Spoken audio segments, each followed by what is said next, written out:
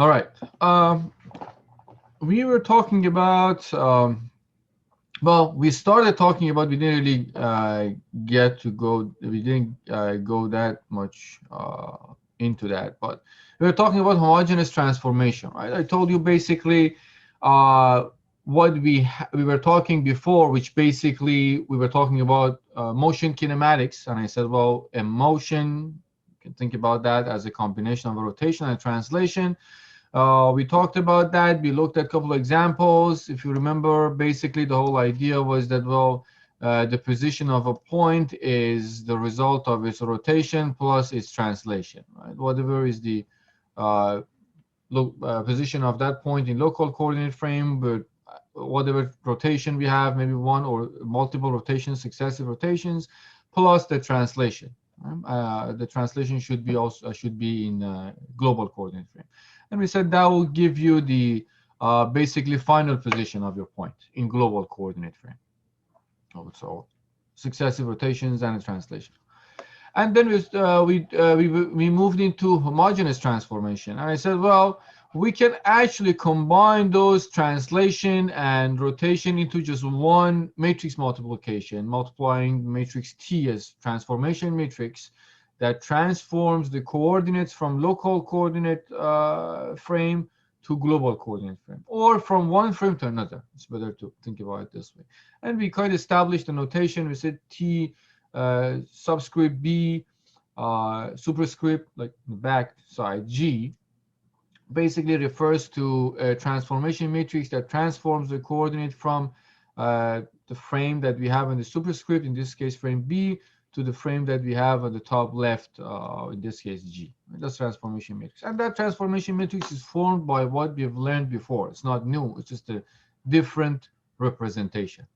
Rotation matrix 3 by 3, which we talked about, right? We talked about three rotation matrices: rotation about X, rotation about Y, and rotation about Z axis, and vector D, which basically the translation vector. And we said that 0 and 1, 0 is basically 1 by 3 vector of zeros, is always 0, and that 1 is always 1 right there. It's just to fix the it's just for the mathematics purpose of that, to be able to do the multiplication. Now, the one thing that you have to pay attention, that I didn't bring it up here, it seems, that, well, if you have a 4 by 4 matrix, then your RB also should be 4 by 4. Right? If this is 4 by 4,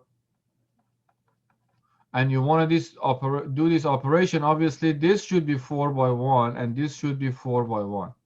Otherwise, you can't actually do it.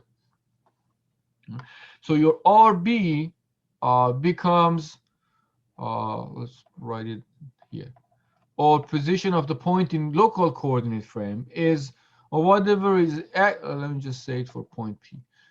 Whatever is X, whatever is Y, and whatever is Z as before, and the number 1 there, just the digit 1. Like the other one is just fixed. This is just always 1. This is a 4 by 1 vector. And same story for whatever you get in global coordinate frame. Right? You will get something like X, Y, and Z, which are coordinates of your point in global coordinate frame. And we'll just add 1 here to make things work. And you also have D.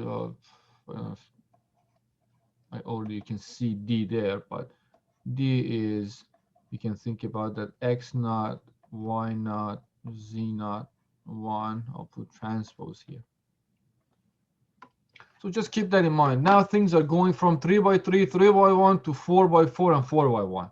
We expand this because we want to fit this translation vector, I would say D, so it's the vector, the translation component into the to the matrix that includes both translation and rotation. Right? So dimensions change a little bit. Now let's look at a couple of examples. Let's look at one. No, I have two, so let's look at both of them. and see how does this play out. I think it's straightforward, but obviously we have to go over a couple of examples to get comfortable with how things work. Remember, stories is still the same. We were studying motion kinematics, right? The motion of a point, which includes a couple of rotations maybe and translation. We were just using this new way of finding the position of the point in global coordinate frame after translation and rotations.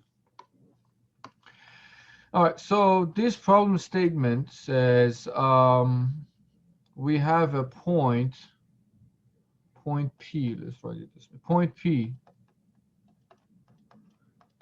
is located at 0, 0, 200 in a body coordinate frame. Body coordinate frame, as I told you before, I think it's more like a habit that they refer to it as local frame. It's also called local frame, but your textbook mainly they talk about this as body coordinate frame. If the rigid body rotates 30 degrees about x axis and the origin of the body frame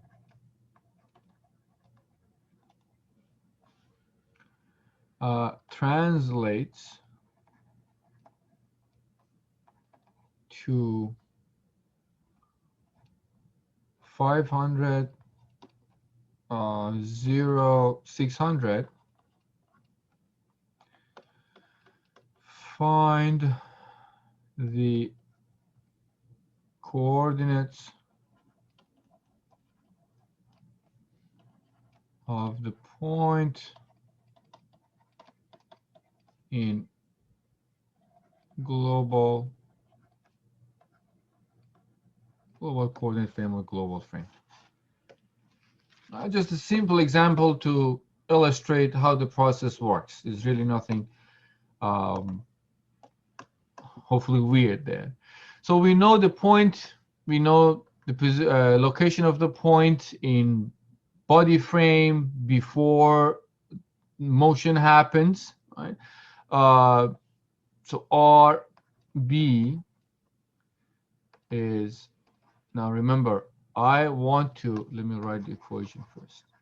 I want to use homogeneous transformation relationship. I want to find RG is equal to TGB RB. I want to use this. I have a translation and rotation here. So I want to use the transformation matrix. So I have to calculate transformation matrix. Let's start from there. For this motion. This motion is basically a rotation about x by 30 degrees and translation of the origin that basically is 500, 0, 600. So well, let's start with transformation matrix for this, TBG. Now, as I said before, right, transformation matrix is to start with the concept. Is a rotation matrix. We have 30 degrees about x. Then we have DG there. We have 0 and we have 1. There's like 4 components of this matrix. This is 3 by 3, 3 by 1, 1 by 1 is just a number, 1 by 3. This means, well, let me get the matrix a little bigger.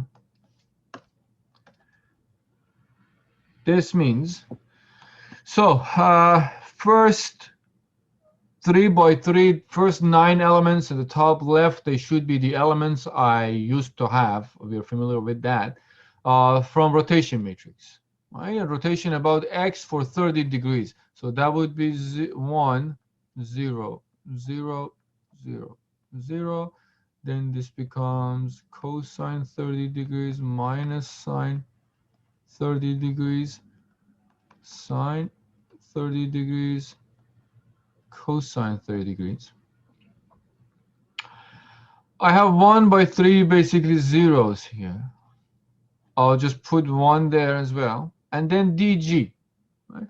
I'm also given the value for that. This is my d. Um, d in global coordinate frame.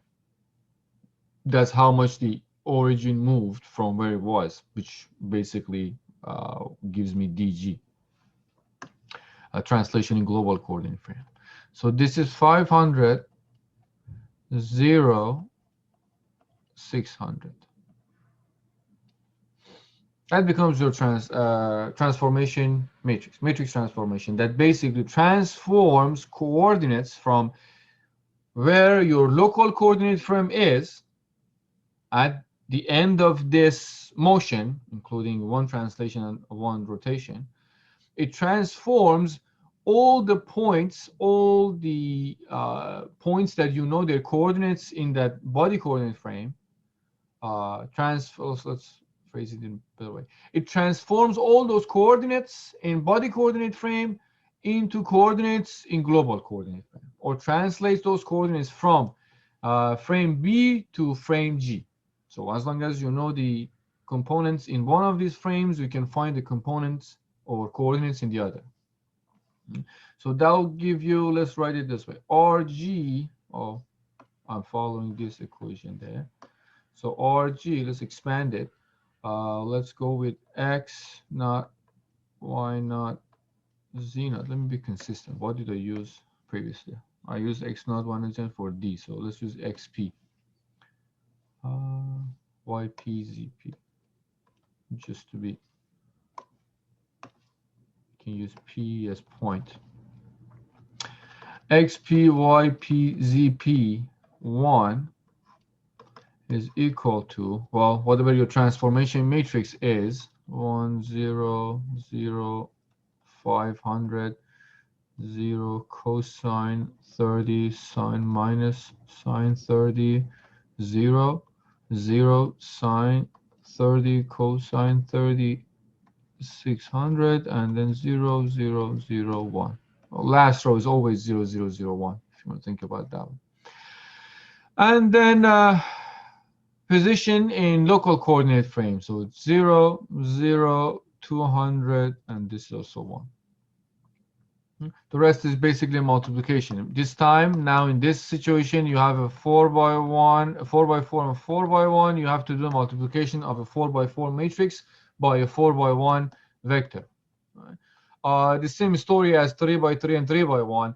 It's just another row at the end, so it's going to give you another row, another component for your X, Y, Z components. Remember, this always has to turn out to be 1, which it does if you do the multiplication. And then this becomes 0, 0, 0, 500. The other ones, I have to take a look at what I got. So this becomes minus 100. And this is 773.2. So these are components. This is what we're looking for. And this is a 4 by 1 vector, obviously. This is your XP is 500.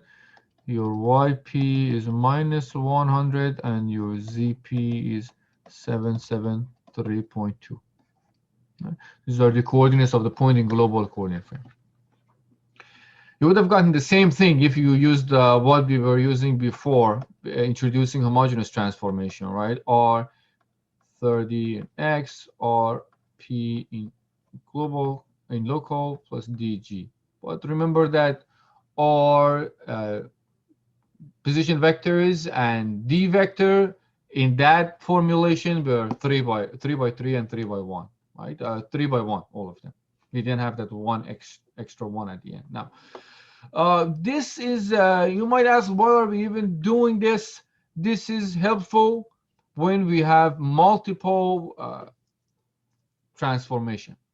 We have one translation, let's say a couple of rotation and one translation, another, let's say two translation and rotation. So when you have, as I call it, compound homogeneous transformation, then this representation is going to be much more helpful and much easier to deal with, because all you got to do is just to multiply all these transformation matrices instead of doing this operation over and over separately. All right. All right. Question on this one. Hopefully this makes sense. Should be pretty straightforward. So the T matrix always looks like that with RD01.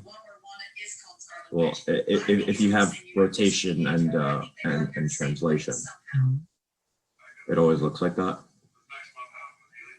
So if you're talking about the general format, you're talking about format of this one? No, I'm talking about the format of the T matrix. Oh yeah, the general format is like this. This part is the same, this part. Right? You have a I'm not sure if that's what you're talking about. You have a rotation matrix, which is 3 by 3 right there, right? This one. Right. Then you have your D here, and you have 3 zeros and 1. So last row is always 0, 0, 0, 1. Okay. That's always the format.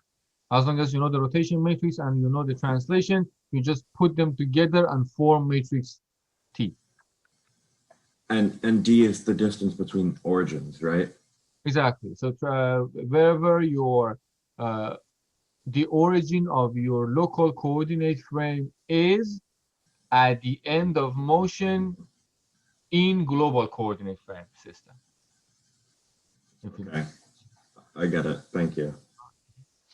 And that was if x, y, z, then you have x, y,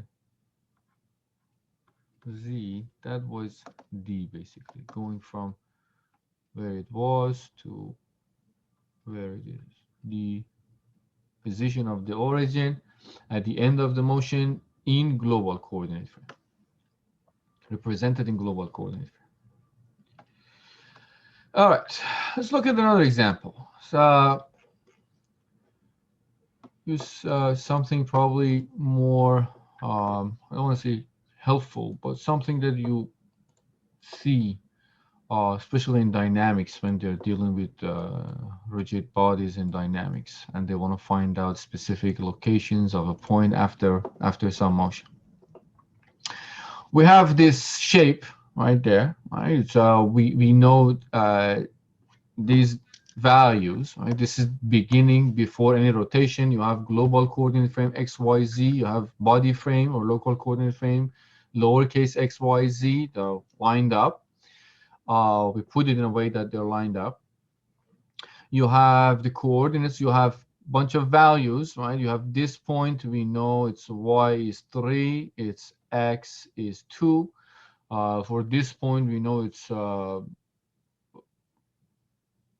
sorry, my bad. I don't know where I am. These are just point numbering. So there we have these 6 points: point 1, point 2, point 3, point 4, point 5, and point 6. Right? And what we want to do is that let me write it here. We want to follow these points. We want to find where these points are going to be after a specific motion. Given a rotation and a translation, you want to know where these points are going to be at the end of that motion. Right? This is just to show you, if you have multiple points, instead of doing using homogeneous transformation for each point separately, you can actually do the whole thing, as long as those points are part of one rigid body that is going through a specific motion. Let's say you have a rigid body and it has a specific rotation and a specific translation, and you want to find out the coordinates of new points, coordinates of the points of that rigid body after this motion. Now, we're always looking at one point. What would be the case if we look at, you want to know multiple points, right? How do we do that? Should we do it one by one? Let's say we track one, we pick point one and see what happens after the translation and rotation or that transformation. Then look at point two and what happens with point two. Look at point three and what happens at point three. We'll see how does that work. So example goes as this. We have it says find the, I'll give you the coordinates for those points. Find the location of 6 corners for this rigid body. Now, after, let me just finish the problem statement. After the rotation about, after minus 90 degrees rotation, I think about z-axis, about z-axis, and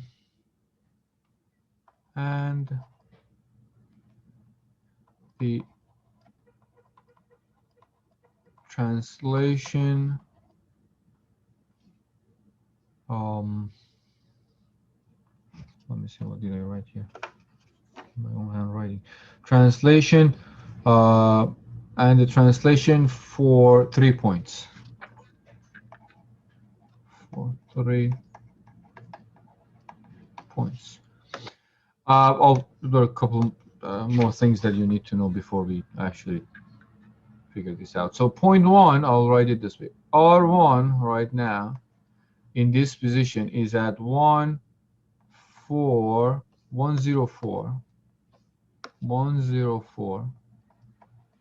transpose. I'll write it this way.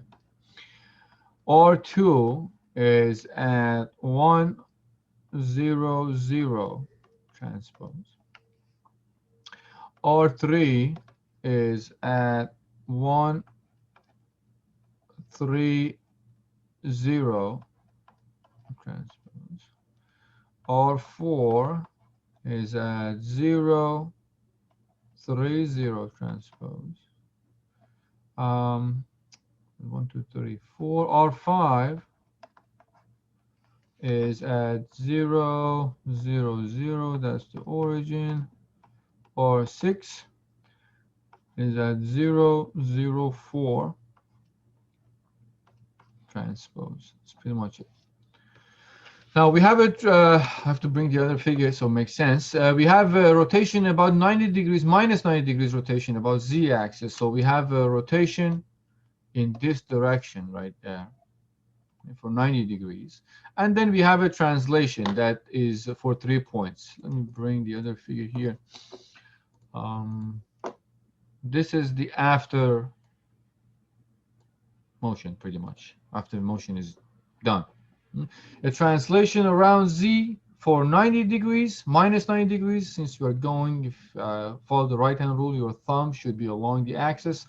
Make your fist, your 4 fingers, show the positive direction for rotation around that axis. Remember, I kind of mentioned that before, but just to x, y, z, so get comfortable with positive and negative. This would be positive x, right? Thumb, 4 fingers, show the positive direction. Y-axis, 4 fingers, show the positive direction. And then this is the positive z. These are rotations. Positive, positive, positive. Opposite of that would be negative. So in this case, we have a rotation for 90 degrees in positive direction, negative direction about z. and a translation for 3 points. So we are told that this is basically 3 points. We are not given any units, so just leave it that way. What we want to do is that we want to find out the coordinates of those corners are given, right? It could not be given to you directly. It could be just some coordinates on axes, and you had to actually write these coordinates explicitly. But here, it made your life a little easier by just telling you what these coordinates are instead of putting numbers on the axes and you figuring out what is x, y, z for each point. Now we want to find out all these points, where they are in global coordinate frame, x, y, z, after rotation. So let's find out the rotation matrix. That part is, well, let's say we want to find position for point 1. Let's say R1 global coordinate frame is T B to G R B1. Right? These are all RB pretty much, right? Implicitly saying that these are all in local coordinate frame. At the beginning, both frames are aligned. So pretty much whatever you're given is your local coordinates in your local frame. So we have to find the transformation matrix, right? T G B1 or B. I don't know why they say B1. T G B, right? Or we have a rotation for minus 90 degrees about z-axis, minus 90 z.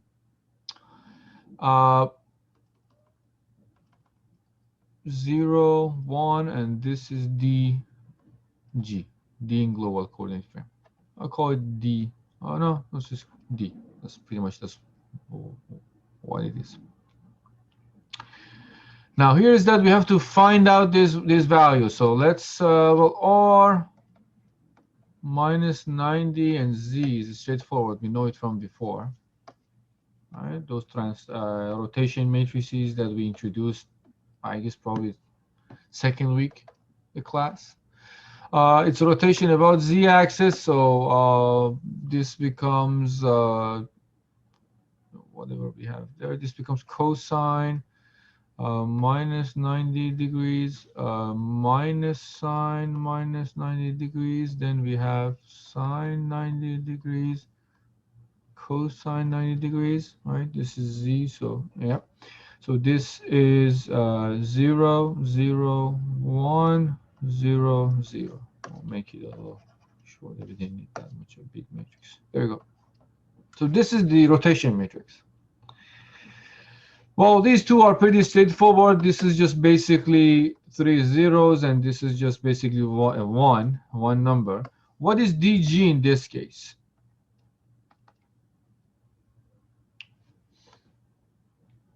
Remember, DG is where the position of the origin of local coordinate frame is in global coordinate frame system, represented in global coordinate frame system after motion is done.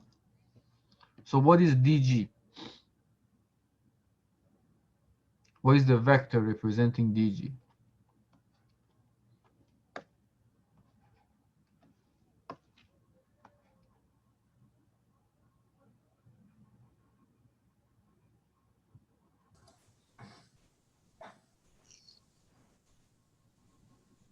Would be 0, 3, 0. 0, 3, 0. Well, oh no, this is I'll let you. Talking about point 1, right? So we are following the origin, right? If the origin used to be here, right, in for local coordinate frame, now it's here. Now you can think about that as O prime or lowercase o. Lowercase o is now here. What is the coordinate of this origin in global coordinate frame? So 3, 0, 0. 3, 0, 0, exactly. So 3. Also, in the R matrix that you just wrote, that's cosine negative 90 and negative sine negative 90. Oh yeah, it should be minus. That is true. We are rotating minus 90 degrees. Minus should be good. Thank you. All right, so this becomes 3, 0, 0, and we're also gonna, well, also gonna just put it this way, transpose. So if you just put everything together, right? The transformation matrix from B to G is putting all these together. This is cosine minus 90 degrees, sine minus 90 degrees, sine minus 90 degrees, cosine minus 90 degrees, 0, 0, 0, 0, 1, and these are just 3 zeros, and then you have 3, 0, 0, 1. That becomes your transformation matrix. This matrix transforms the coordinates of any point in your local coordinate frame to the coordinates of that point in global coordinate frame, or translates the coordinates from B to G. So this is your transformation matrix. Now, let's look at the points, right? The idea was that we want to find where these 6 points are after this rotation and translation. Once we figure out the transformation matrix, the rest is just using this equation right here to find the coordinate in global coordinate frame after rotation. So let's do it for the point 1. For point 1, for point 1, right, you get it as um, R1G is equal to TBG R1 in B, whatever that was cosine minus 90 degrees, sine minus sine 90 degrees. This becomes sine minus 90 degrees, cosine minus 90 degrees. Did I put minus there? I'm going to miss a lot of minus pluses in this course. Yeah, I've missed that. This should be minus, right? Minus sine 90 degrees. Be aware of that. Catch my mistakes. 0, 0, 1, 0, 0, 0, 0, 0 here, and then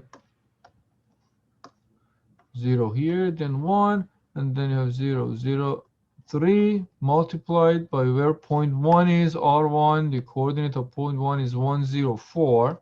So that becomes 1, 0, 4, 1.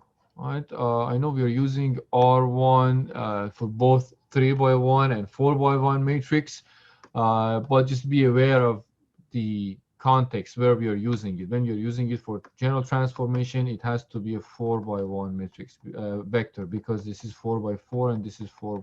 The other one turns out to be 4 by 1 as well. So we add that one there.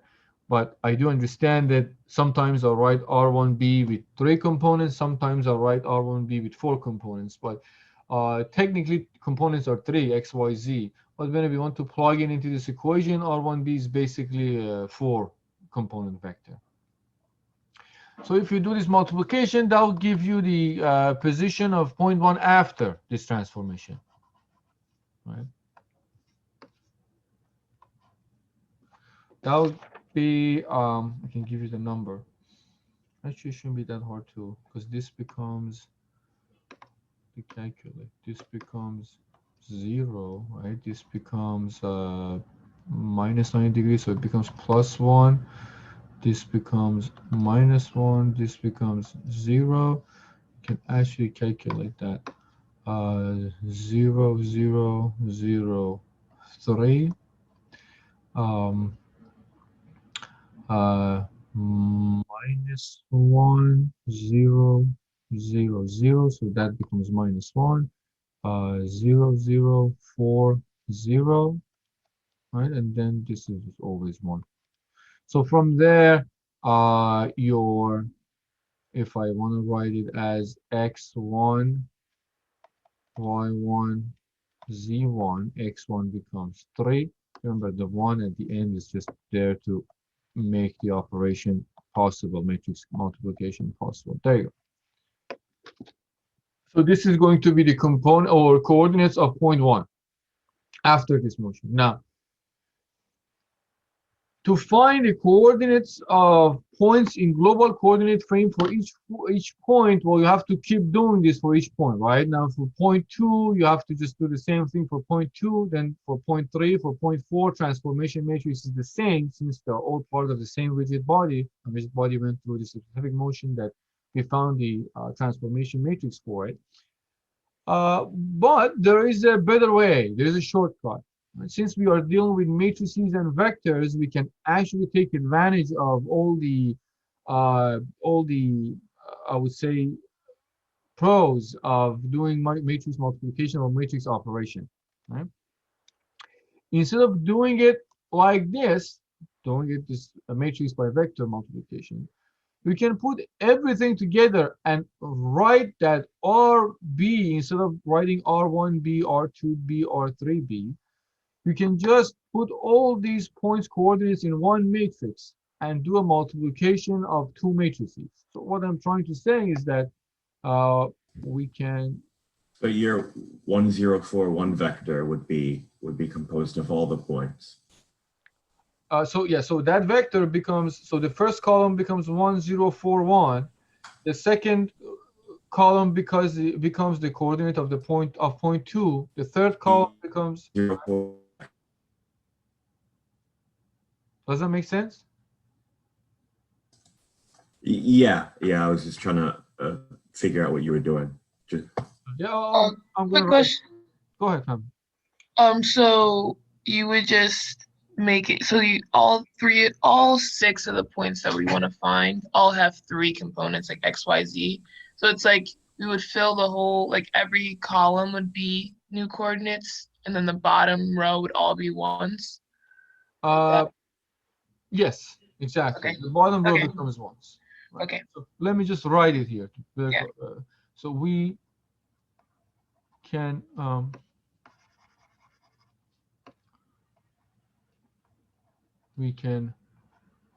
do this for each point,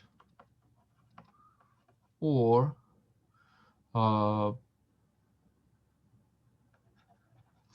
form a matrix with columns, form a matrix R instead of vector R, form a matrix R with columns containing the coordinates of all the points. Okay, let me just do it so probably better than the explanation. So I can write it this way. I say RG is equal to T. In this case, this R becomes a matrix. TG from B to G, RB. Now, in that case, things change a little bit. This is my transformation matrix still, if I can draw a big of a matrix that is still straight.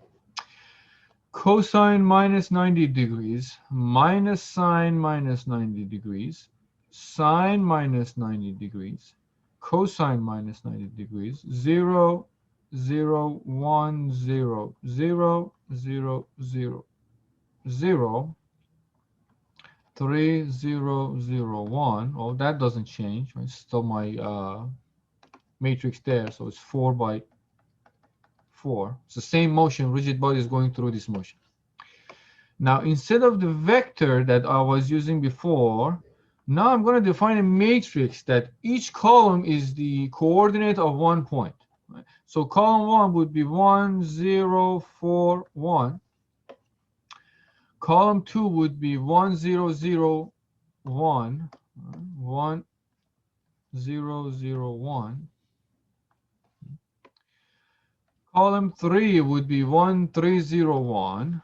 Right? 1, 3, 0, 1. Column 4, point 4 would be 0, 3, 0, 1. 0, 3, 0, 1. And continue that 0, 0, 0, 1 and 0, 0, 4, 1. So 0, 0, 0, 1, 0, 0, 4, 1. So this is, well, 4, well, how many points? 1, 3, 6 matrix.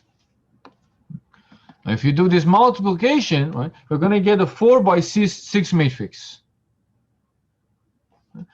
If I do this again, this is 0, this is plus 1, this is minus 1, this is 0.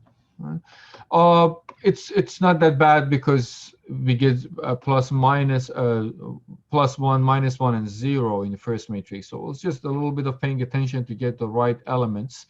Again, just I know these are bigger matrices, but the process is the same. First row, first column, first row of the first matrix, first column of the second matrix gives you the first element. First row of the first matrix, second column of the second matrix gives you the second element, and going on, right? Second element, the first row, and keep doing that.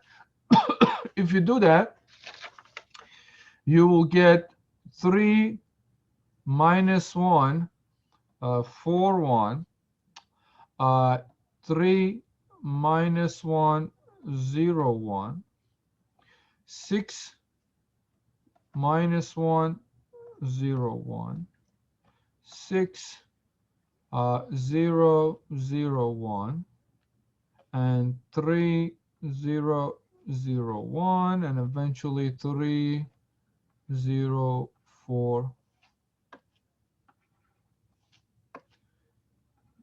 4, 1. There you go. So this gives you this basically is a 4 by 6 matrix. So in this matrix, this is now your RG, but R as a matrix. So what happens is that the first column would be, this is going to be your R1 in global coordinate frame. This is going to be your R2 in global coordinate frame.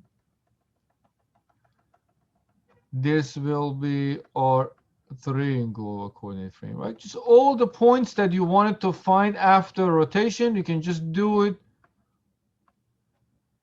using one operation instead of instead of doing matrix vector multiplication over and over, you can just do it in one shot. Right? I'm running out of space here. I'm not sure if I'm making it more clear or worse. And remember, these are corresponding to the components you had in the first matrix, right? This being R1 in local coordinate frame, this being R1, R2 in local coordinate frame, and so on. R3, R4, or 5. So what I'm trying to say is that if you have one rigid body and it goes through a specific motion, as long as you know the transformation matrix, you can transform as many points as you want on that rigid body. You can transform their coordinates from local coordinate frame to global coordinate frame and see where those points are after that specific motion. Right? You can do it one by one, but this is going to save you a lot of time. I'm just doing it one shot. All right. Let's see. There's one more thing I have to mention, and we'll go over an example for that before we start looking into compound transformation and what happens if you have multiple transformation. Now, again, keep in mind, we're just building on top of what we've learned before. We started from just rotation. We talked about what happens if we have rotation and translation, which basically is general motion. And we just defined homogeneous transformation, which is a more general form because we just get a transformation matrix, but still the topic is the same, right? Translation and a bunch of rotations and translation. Now, before we get into seeing what happens if we have multiple translation and rotations, right now we have multiple rotations on one translation. What if we have two rotations, rotation and translation, another three rotations and translation, and just this keeps happening? How do we deal with that? That's basically compound transformation, homogeneous transformation. Before that, there's one thing I want to mention that just put it somewhere, you know, uh, side. Just keep that in mind that this homogeneous transformation matrix, that T that we define, we can actually decompose that into a matrix multiplication, which represents multiplication of two matrices. We can decompose that, or we can represent that as multiplication of two matrices. That one matrix is just representing pure rotation, and the other matrix is just representing pure translation. So when you have just translation and no rotation, maybe that would be the easier way to deal with it. But I'm just giving you this as a note. For most cases, not following this note is not going to be the end of the world, and you can still figure things out. So as a note, let's put it this way. Let's say homogeneous. Let me see what do I have here. Wording. All right, yeah, it's good. Homogeneous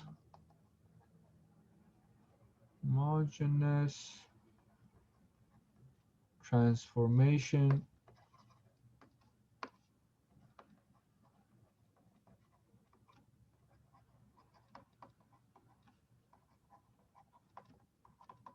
matrix TG. I'll just write it as general TG from some coordinate to global coordinate frame can be written as a matrix multiplication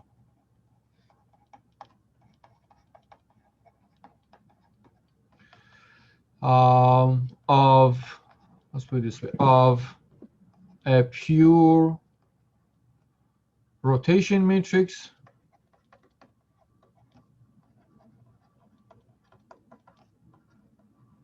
and let's write it this way so we can write RG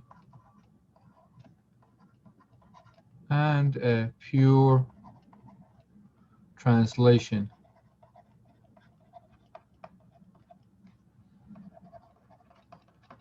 matrix.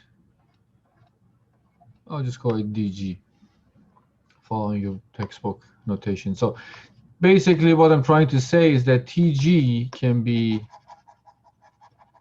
let's clean it up, TG can be DG or G.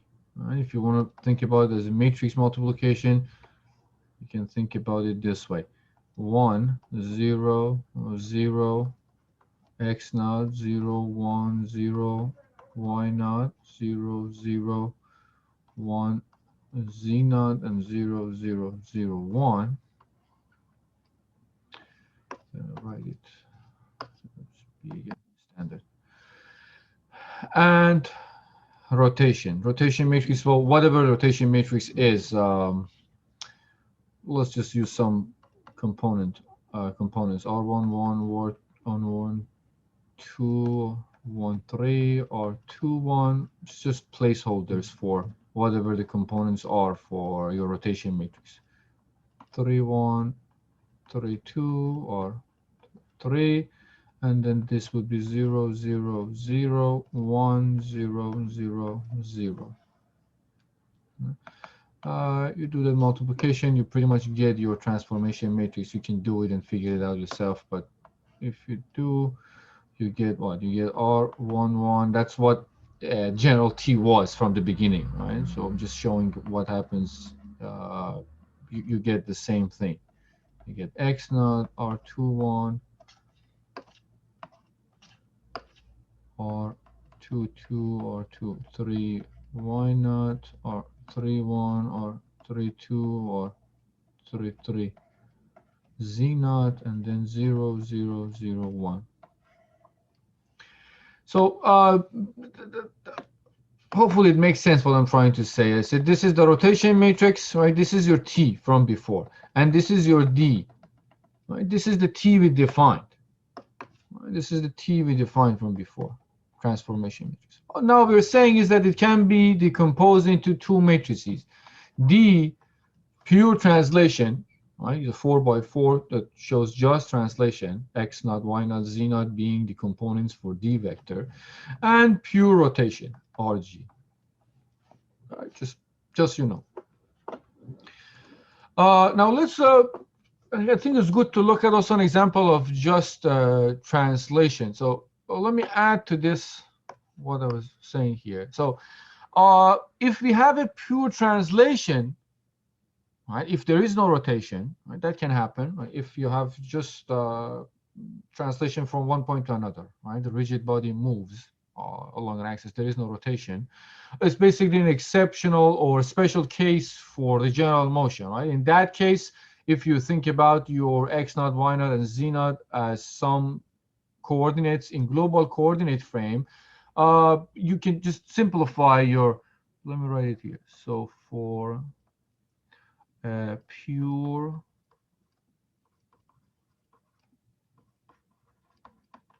translation of, I'm going to write it this way, dg.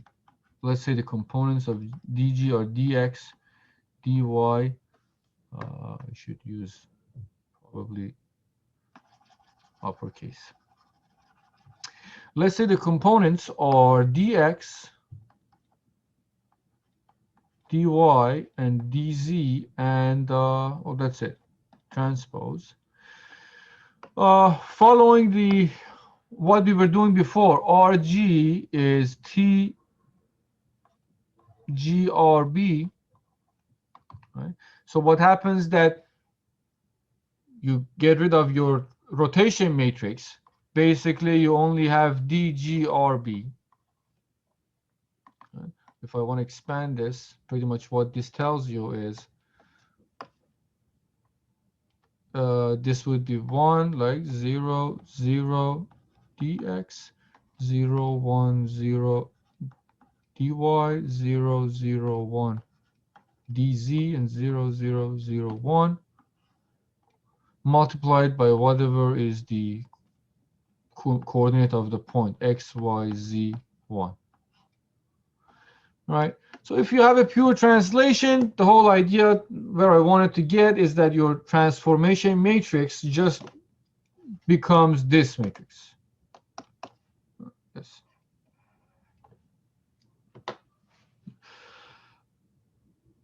You can get this from your transformation matrix. You can think about a specific rotation and put 0, for instance. If you think about rotation about z and put 0 angle and just think about the translation, you'll still get the same thing. So it's pretty much a special case. Mathematically, this is a better way of explaining what happens if you just have a pure translation. But generally, in your transformation matrix, if you put the angle rotation 0 for the rotation part, you'll get the same thing. All right. So this is for pure translation. And if you want an example, let's just go with a simple example just for a pure translation. Let's say we have, I have an example somewhere. So example, if you find it. Let's say if a body point at RB1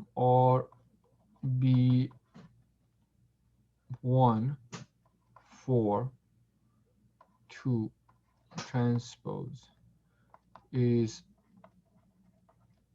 translated to RG with the coordinate 2, 10, minus 5 transpose, find the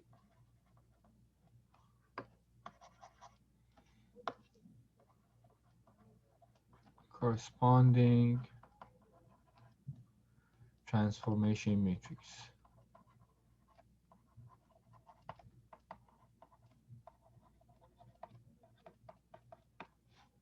Right. So we have, well, this is just a translation, translated to.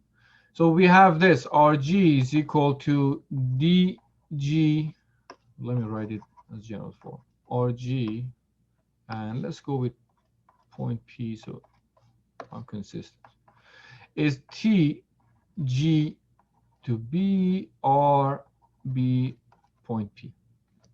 Now we said if just pure translation and there is no rotation, I can just write it as DG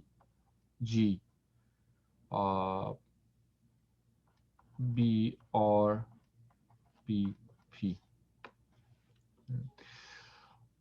I know what is the coordinates in local frame, and I know what is the coordinate in global frame at the end of this translation, the whole motion kinematics.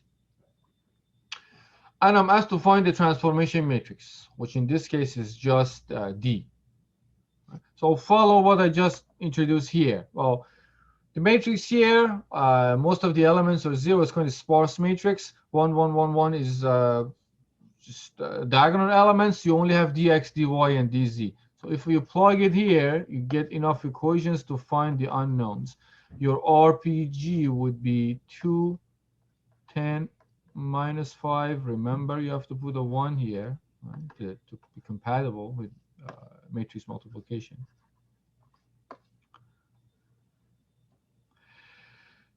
Your matrix would be 1, 0, 0, 0, 1, 0, 0, 0, 1, and then you have a bunch of zeros here and a 1 there, and then this is dx, dy, dz, right, multiplied by 1, 4, 2, 1. So dx, dy, and dz are what you're trying to find. Follow the operation there. There you go. You will get the left side really is just what it is. It's just 2, 10, minus 5, 1. The right side, 1 plus dx is 4 plus dy, and 0, 0, 2. I'm being very 2. I have to write better so they're aligned. So that would be 4 plus dy, and the third row gives you 0, 0, 2 plus dz, and this is just a 1. So we get a set of equations, right? You get dx plus 1 is 2, dy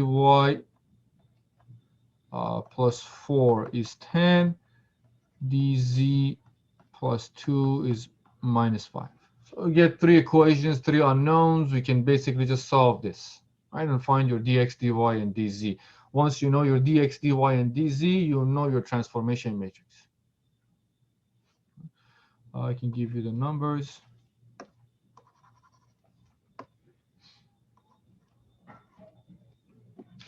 Dx becomes, well, 1 goes there, so it becomes 1. Sorry, folks. Dy becomes 10 minus 4 is 6, and dz, thank you. dz is minus 5 plus, with minus 2, it becomes minus 7. Knowing dx, dy, and dz, you will get your transformation matrix. All right. So again, just keep in mind, this what I introduced here can be found from, I don't want to make it confusing, but for those who are actually following, let's say you have the transformation matrix for some rotation. You want to find the transformation matrix for pure translation, right? And let's say you look at 0 degree, because what is translation? Translation is basically zero rotation about any of those axes plus some translation, right? Pure translation is that. No rotation plus translation. So if you think about 0 and x, 0, 1, and dg, if you plug in the values, sine, cosine for 0, you still get the same matrix. It was just a fancy way of putting things together by decomposing it into pure translation and pure rotation.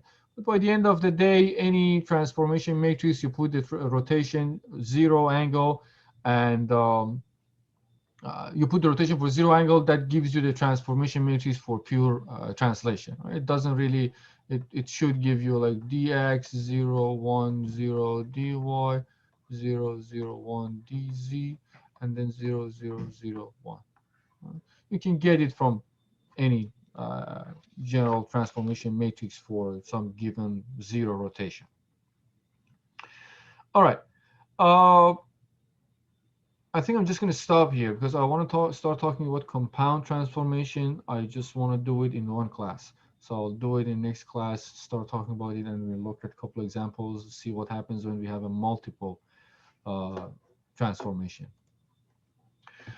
Question on this, or what we covered.